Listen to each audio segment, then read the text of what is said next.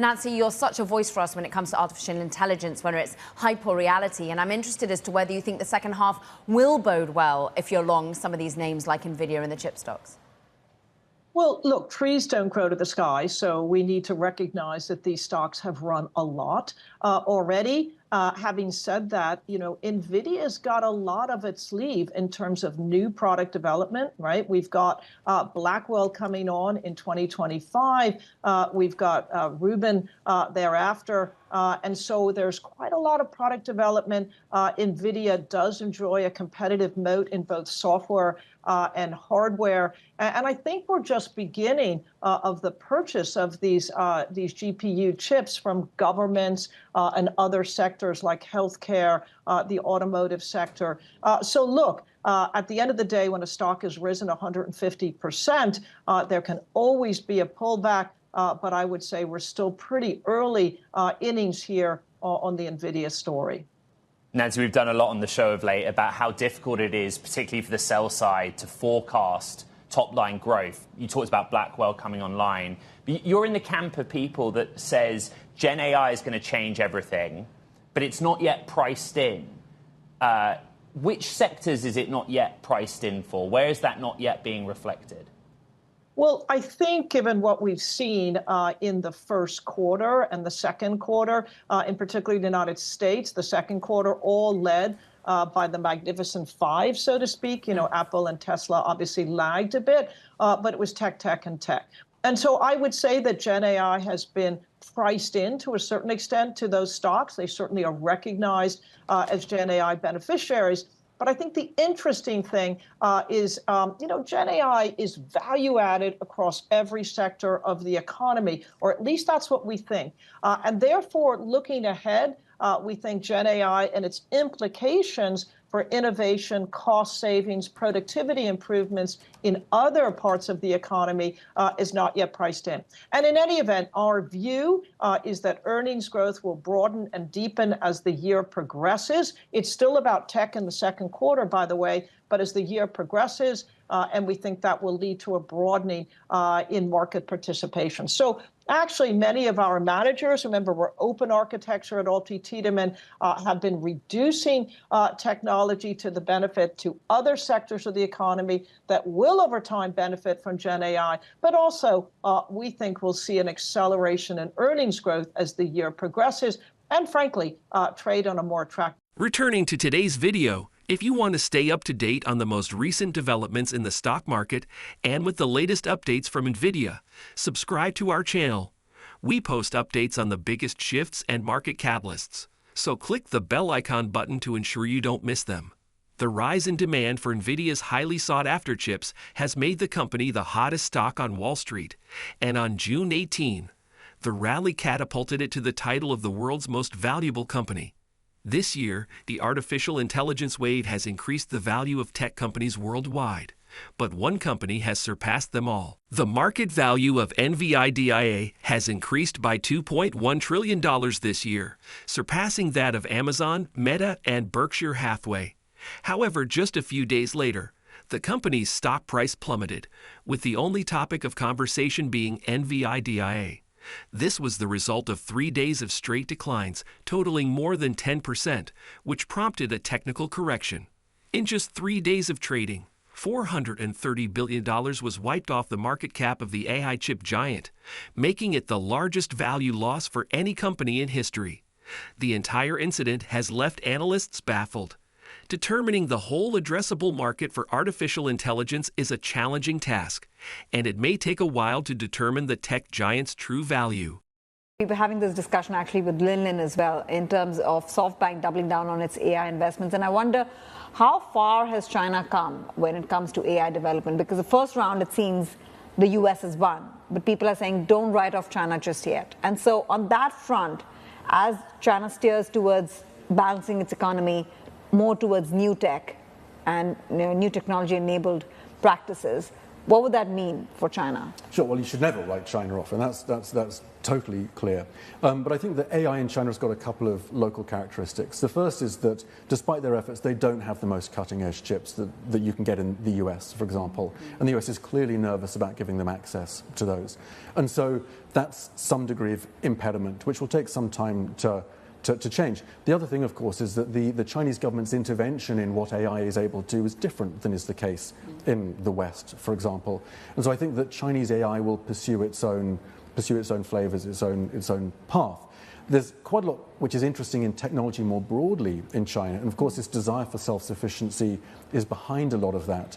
But quite often that's maybe a little bit further down the supply chain rather than really bleeding edge technology. Alexander, I just got back from Shanghai where I was at an AI conference, and I hear what you're saying, and the likes of Huawei are still pretty confident in the face of some of those US pressures. Yes, of course, it has hampered some of their progress, but I mean, they surprised the market still with an advanced chip in that phone last year, so that's quite remarkable. But I want to circle it back to the original point you made about the consumer, and yes, everything leads back to the property sector, and perhaps that will give consumers a little bit more confidence. But how are you joining the dots between this self-sufficiency drive, the AI, the new productive forces, and the Chinese consumer? Because this is where they want to create the jobs and absorb some of that employment, with the youth unemployment running at a record high. But that is going to take some time, and that's when the consumer may actually feel good about their long-term income expectations. Well, so you need to divide up the population, you need to divide the economy up into its constituent parts. And of course, China is a huge economy, so you can have more than one thing happening at once. And you're right that youth unemployment has been a concern, but for the slightly older professional classes, wealth levels were never the issue. The issue always has been their desire or their proclivity to spend their pent-up savings rather than feeling somehow that they were, they didn't have enough money. And so a combination of their most valuable asset, which is to say their apartment or their home, then retaining its value, and a bit more job security, which we're seeing in certain parts of the market, might encourage people to start spending some of the savings that they built up through COVID. Thank you for watching if you've made it this far. It takes a lot of work and time to make these videos, so if you like them, please hit the like button and subscribe to the channel. This will greatly aid in our growth. Now back to the video. When I was growing up in this industry, it was sort of a rule of thumb that anything that was priced more than 10 times sales was just too expensive.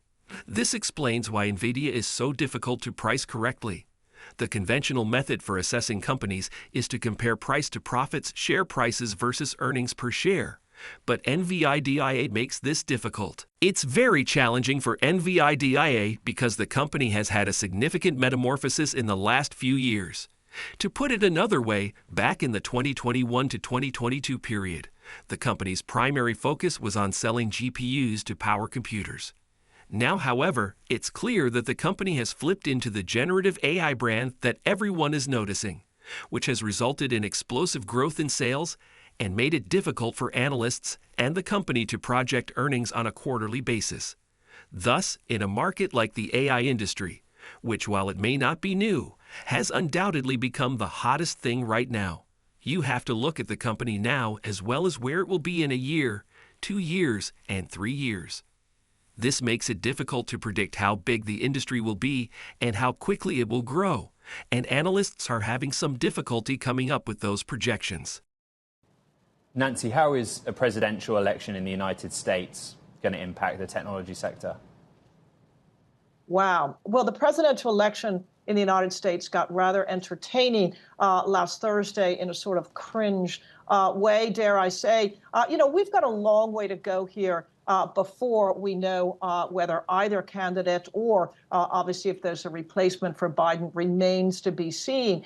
But look, I think tech companies remain strong. Neither candidate is anti-tech. They both recognize this is a significant competitive advantage to the United States. I don't see IRA or the CHIPS Act being rolled back under either candidate, clearly not if President Biden wins. And these are all important supports for the tech sector.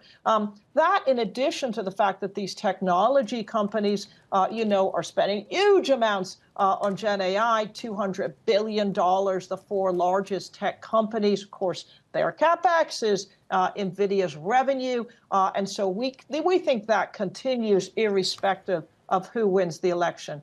This is a sector that's not really impacted by the election. This is a real secular trend here. It can be challenging to predict whether a company's growth will continue, level out, or even taper off and decline. Even the discussions we had about artificial intelligence just 6 months ago seem to have completely changed how analysts are currently pricing Nvidia. At times, they look at the company's 30-year history, and for NVDA, this is completely different than anything it's ever really seen outside of its early days of growth. Several of the people we've spoken to have stated that, for lack of a better phrase, they're ballparking it correctly. They're looking at the company's own guidance, in which the company will provide projections for its revenue and say, for example, that it will make roughly $24 billion next quarter.